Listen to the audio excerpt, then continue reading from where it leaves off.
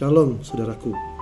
Alkitab berkata bahwa semua orang telah berbuat dosa dan kehilangan kemuliaan Allah.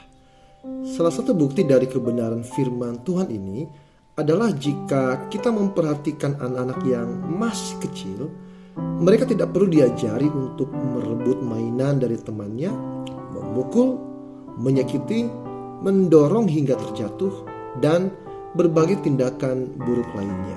Tetapi untuk berbuat baik, melakukan kebenaran, setiap orang dari anak-anak hingga yang sudah dewasa sekalipun harus diajari berulang-ulang kali sampai itu benar-benar menjadi sebuah kebiasaan. Saudara, Daud berkata kepada Tuhan yang tercatat dalam Mazmur 25 ayat yang ke-5. Bawalah aku berjalan dalam kebenaran-Mu dan ajarlah aku, sebab Engkaulah Allah yang menyelamatkan aku.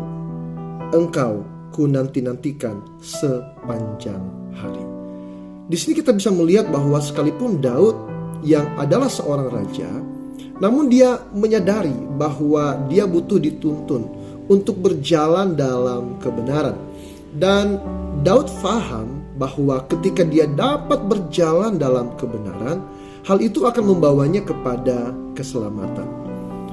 Memang dibawa berjalan dalam kebenaran tidak selalu mudah dan menyenangkan.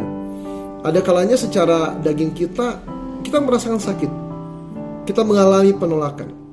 Tetapi ingatlah bahwa semua itu membawa kebaikan kepada kita orang-orang yang dikasihinya. Saat Tuhan mengajar kita untuk mengampuni, saat Tuhan mengajar kita untuk mengasihi dengan segenap hati, kita berani memberi sekalipun dalam keadaan kekurangan. Kita belajar menolong orang yang memusuhi bahkan menyakiti hati kita dan lain sebagainya. Tentu kita membutuhkan waktu untuk melatihnya. Namun saudaraku, jika kita dengan taat dan setia melakukannya, maka kita akan menjadi terbiasa melakukan firman Tuhan. Oh ya, jangan cemas, karena penyertaan Tuhan akan senantiasa ada dalam hidup kita ketika kita belajar melakukan kebenaran. Kiranya Tuhan menolong kita. Tuhan memberkati kita semuanya. Shalom.